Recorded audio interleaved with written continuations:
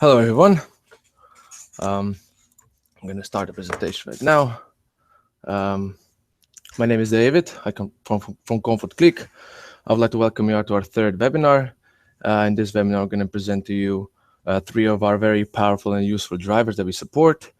The first driver is going to be our Z-Wave driver. The second one is going to be our Modbus. And the third one is going to be our new and very exciting driver that we support, which is Amazon Alexa or Amazon Echo. The driver we're going to look at is going to be our Z-Wave. So to add your Z-Wave driver into your configuration, simply go to Devices and click Add, select your Z-Wave, and you'll be able to see the screen that I'm showing you right now, which is going to be our main Z-Wave screen. On the upper side, you'll be able to see all your Z-Wave information that you need, which is going to be, if it's enabled, make sure that your connection port is set correctly to make a proper connection to your controller. And on the bottom side, you'll be able to see all the list of your devices. As you can see, I already included a couple of devices prior to this webinar, so it's going to be a little bit easier to show. First off, before you start adding your devices to your Z-Wave controller, it is highly recommended or needed for you to read the manual of the device. So just so you know how to import, how to export the device to your controller, because every device has a different button pattern that you need to press for inclusion, for exclusion, and of course to wake up the device. So you'll be able to see all the devices here listed. We have additional options and you can choose from the Z-Wave controller. If I press the discovery button, we'll be able to see all the controllers that are all the devices that are added to the controller. If I use the inclusion button, of course, I'll be able to include the device. Same goes for the exclusion. Under controller tab, we are able to see additional functions and additional settings for our controller. Settings tab will basically expand your currently selected device, and we'll be able to see additional settings. And you can also, of course, rename and delete the device. So before you start including your Z-Wave device into your controller, it is highly recommended for you to first exclude the device, because the device could be connected to any other controller before you start importing it into yours. I'm currently using a simple multi-sensor device. And if I press the exclusion button and the exclude button on the device, you're able to see that I removed or I excluded the device from my Z-Wave configuration. This would also happen if the device was connected to any other controller, so there is not any mix-up if you import this device to your current controller. So to import the device, simply go to inclusion button. You're able to see now that we are in an inclusion part. We're waiting for the device to be pressed the inclusion button. So if I press the inclusion button on the device, I'm able to see the device has been imported in my configuration, and we're able to see it here. And if I press settings button on the device, I'm able to see all the information that is needed for the device.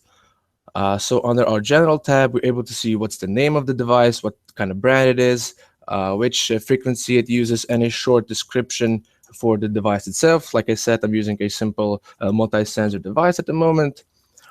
A very important tab is our association group. So this is highly recommended for you to read the manual, so you will know what kind of device or which device goes into each group, because every device sends its values to different groups. In this case, I only have group 1. So I'm going to have to add my controller into this association group. So I'm going to press button set and select my controller.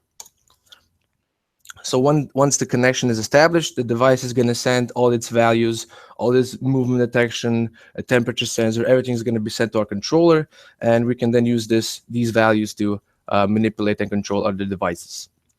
Our very important tab is, of course, our parameters tab. Here you'll be able to see all the parameters the device can offer you. You can see we have a variety of different parameters here. So we can change the thresholds, we can change the sensor, we can calibrate, we can change different limits. And if you want to set up the device, you want to configure the device, we can change all these values here. If we want additional information for each parameter, we can of course double click and select the parameter that we want to change, or if we want additional information. So let's say I want to change this PR time here. We can currently see that the value is 240. These values are in seconds. So if I double click now, I'm able to see the additional information that is added, additional description of this parameter itself. I see, as you can see, it's now at 4 minutes. Let's say I want to change this to 10 seconds. So now, since I've changed this to 10 seconds, the device is gonna sense a movement around the device for 10 seconds. And if there's gonna be a movement there, the device is gonna send us a true value. So there's actually going on something in that place. We can also change the sensitivity of our motion sensor. We can clearly see that the value is 5, which you basically don't know what that is. We can double click and see that the value of 5 is our maximum level of sensitivity. Let's just dial that down a little bit, so the sensor is not going to be as sensitive as that. So I change that value to 1. Once everything is changed and you're happy with your configuration of the device, you simply click on Set at the top, and these parameters are going to be set at the device, and the device is going to be configured just the way you want it. So next tab is going to be our wake up interval. This is of course just to wake up the device if there's nothing going on with it. Basically very simple. But the last tab is our very important one. As you can see, it's our info tab, and here we have basically every information that you'll need about the device. We can see the picture of the device, we can see all the information that you need about the device, and most importantly, you can also find a manufacturer provided product manual. So basically you can download the manual here and scroll through it and see how the device is configured, how to set your association groups, how to change your parameters, and what each parameter does. So this is highly recommended for you to read before even start to configure any device using our Z-Wave. So now, since we configured our motion sensor, we're going to use that motion sensor to trigger a KNX device. In this case, we're going to simply add a simple KNX lamp into our configuration.